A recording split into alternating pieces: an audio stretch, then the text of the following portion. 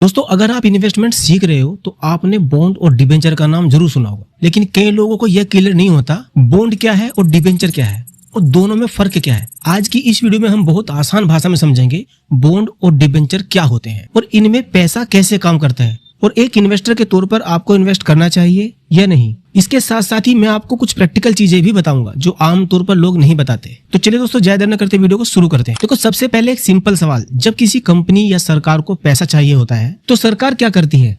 इसमें सबसे पहला सरकार काम करती है शेयर को जारी करना और दूसरा लोन लेना। बॉन्ड और डिबेंचर असल में लोन ही होते हैं, मतलब आप कंपनी या गवर्नमेंट को पैसा देते हो और वो आपको इंटरेस्ट के साथ वापस करती है। अब इसे एक आसान तरीके से समझते हैं। मान लो आपके दोस्त को 1 लाख रुपए की जरूरत है और वो आपसे कहता है कि मुझे 1 लाख रुपए दे दो और मैं तुम्हें हर साल 8% इंटरेस्ट दूंगा और 5 साल बाद आपका पूरा पैसा वापस कर दूंगा। तो अगर आप उसे पैसा देते हो तो आपने उसे लोन दिया है। बस यही कॉन्सेप्ट बड़े लेवल पर बॉन्ड और डिबेंचर में होता है। अब सबसे पहले समझ लेते हैं बॉन्ड आखिर होता क्या है। बॉन्ड आमतौर पर सरकार या बड़े इंस्टीट्यूशन के द्वारा जारी किया जाता है। जब सरकार को पैसे की जरूरत होती है, जैसे सड़क बनाने के लिए, रेलवे प्रोजेक्ट के लिए या देश के डेवलपमेंट के लिए, तो सरकार लोगों से पैसा बोरो करती है और उसके बदले में बॉन्ड देती है और बदले में आपको उसका फिक्स इंटरेस्ट मिलता है, जिसे हम कूपन रेट भी कहते हैं, और मैच्योरिटी के बाद आपका प्रिंसिपल अमाउंट भी वापस मिल जाता है। देखो, बॉन्ड में 3 चीजें बहुत इंपॉर्टेंट होती है। नंबर 1 है फेस वैल्यू, मतलब जितना पैसा आपने दिया। दूसरा आता है कूपन रेट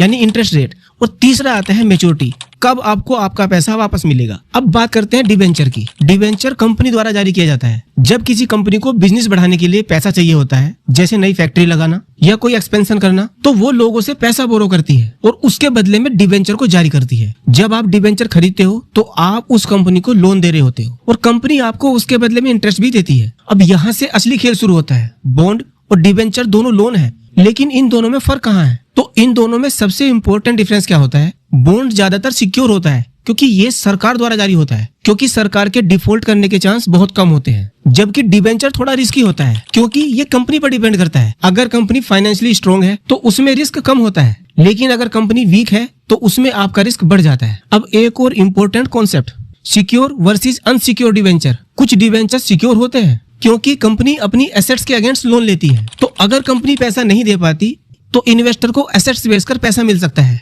लेकिन अनसिक्योर डिबेंचर में ऐसा नहीं होता, कोई गारंटी भी नहीं होती, इसीलिए ये ज्यादा रिस्की होते हैं। अब समझ लेते हैं इंटरेस्ट को।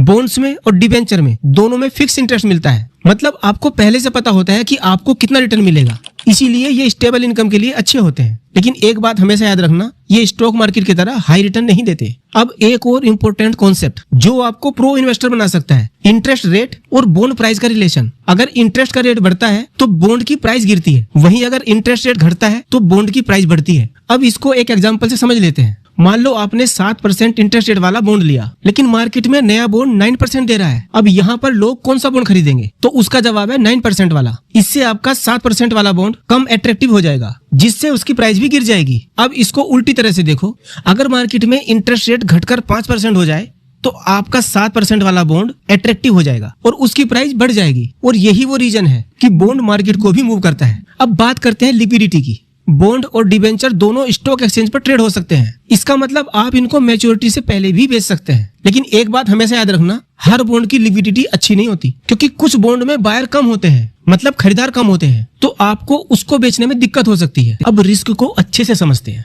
बॉन्ड में रिस्क कम होता है लेकिन जीरो नहीं होता। कुछ रिस्क होते हैं, inflation risk, interest rate risk. Inflation risk क्या है?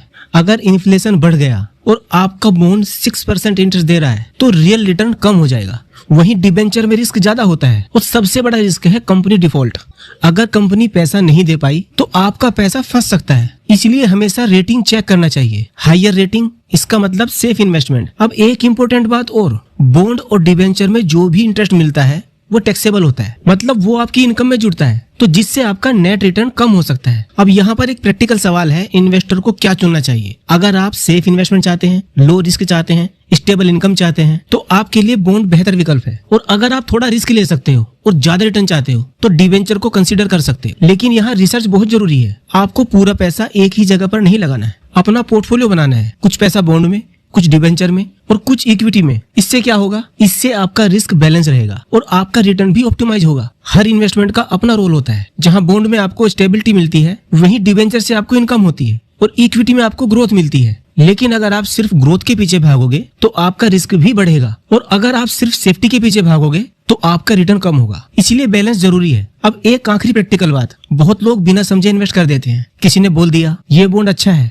और आपने पैसा लगा दिया। यही सबसे बड़ी गलती है। अपने इन्वेस्टमेंट में हमेशा 3 चीज फॉलो करो, समझो, एनालाइज करो, उसके बाद इन्वेस्ट करो। और हमेशा एक बात याद रखो, धीरे धीरे सीखना जल्दी पैसा कमाने से ज्यादा इंपॉर्टेंट है। और अंत में बस एक बात, बॉन्ड और डिबेंचर सिंपल लगते हैं, लेकिन इनके पीछे के कॉन्सेप्ट को समझना बहुत जरूरी है। और अगर आपने ये बेसिक क्लियर कर लिया तो आप बेटर फाइनेंशियल डिसीजन ले पाओगे। तो अगर आपको ये वीडियो अच्छी लगी है तो इसे लाइक कर सकते हैं और शेयर कर सकते हैं अपने उन दोस्तों को जो बॉन्ड और डिबेंचर में फर्क समझना चाहते हैं। मैं मिलता हूँ आपसे अगली वीडियो में, तब तक अपना ध्यान रखिए। जय हिंद।